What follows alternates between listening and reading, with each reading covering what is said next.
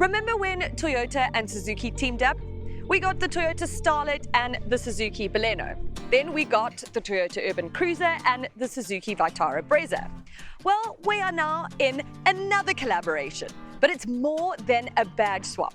This is the all-new Suzuki Grand Vitara. Now, I could spend this review doing comparisons between this and what will be the Toyota Highrider, or as it will become known, the Urban Cruiser. But I'm not going to do that because this is the launch of the Grand Vitara, and I think it would be unfair to not focus on just this. The previous generation Grand Vitara was around for what feels like an age, but it gained a good following. But this new model has been completely redesigned from the ground up. I mentioned that this is more than a badge swap. This is because as much as this vehicle will be manufactured in a Toyota factory in India, it has been designed, developed and tested by Suzuki. It might not share any tech or platforms with its predecessor, but it still gives you the Grand Vitara look and feel. The clamshell bonnet is now more sculpted, while the wheel arches are now larger to accommodate large alloy wheels. It still boasts the iconic roof rails as well. But what makes this new model really pop is the new multi-level grille, flanked by 3 LED daytime running lights on either side. Spin around to the rear, and a thin, rather imposing LED light bar stretches the width of the car. It is also fitted with 3-dimensional LED lights. GLX models have silver roof rails and privacy glass on the rear doors. You have a choice between the GL and the GLX trim levels, the GLX obviously having sort of all the bells and whistles. But with that said, I'm currently in the GL and it still has a number of spec that I think makes it sort of value for money, okay? You've got your multifunction steering wheel, you've got a 7-inch infotainment touchscreen. On the GLX, you've got the 9-inch, which is obviously better, especially because it's got a 360-degree view camera. But overall, it's still pretty intuitive. It's an easy-to-use infotainment system, if just a bit simple. But on this, you've got Android Auto and Apple CarPlay. You've got keyless entry, keyless start, climate control. On the GLX, you've got a wireless charger. You've got USB ports in the rear.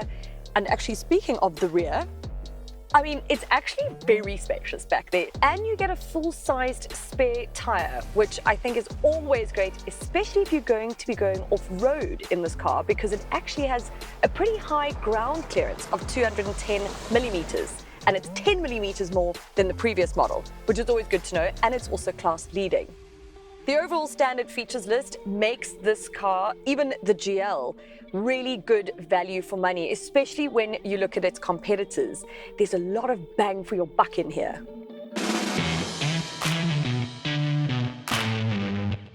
So here's where things start to get really interesting. Okay, you've got 2 options from Suzuki when it comes to engines. You've got the familiar 1.5-litre 4-cylinder naturally aspirated engine that has got 77 kilowatts of power and 138 newton meters of torque. But then for the first time, there is also a mild hybrid engine. And this 1.5-litre dual jet has 76 kilowatts of power and 137 newton meters of torque. It also has an additional electric boost at pull away, and obviously overall is just a more efficient engine. At the heart of the hybrid system is an integrated starter generator, or ISG, that supports the petrol engine under load or hard acceleration. The same ISG system will harvest kinetic energy when the vehicle is slowed down and push that back into the standard vehicle battery and the additional lithium-ion hybrid battery. The hybrid version is mated to a 6-speed automatic transmission, but those vehicles have gone up the mountain to see what they can really do. I am currently driving what has a 4-speed automatic, but you can also get a 5-speed in the manual version as well. On the hybrid model, the ones that are currently up the mountain, you also get Suzuki's all-grip system.